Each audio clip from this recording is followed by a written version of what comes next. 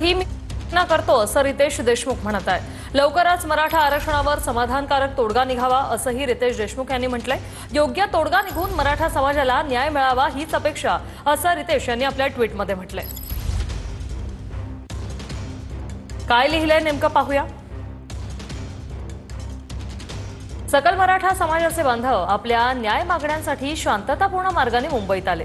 मागण्या योग्य प्रकारे पूर्ण होऊन सर्व आंदोलक सणासुदीच्या काळात सुखरूप आपल्या घरी परततील अशी मनपूर्वक आशा। मनोज जरांगे जी हे उपोषणावर आहेत, त्यांच्या आरोग्यासाठी मी प्रार्थना करतो आणि लवकरच यावर समाधानकारक तोडगा निघावा। मराठा समाजाला न्याय मिळावा अशी अपेक्षा आहे। जय शिवराय, जय महाराष्ट्र असं ट्विट रितेश देशमुख यांनी केलंय। तर सकल मराठा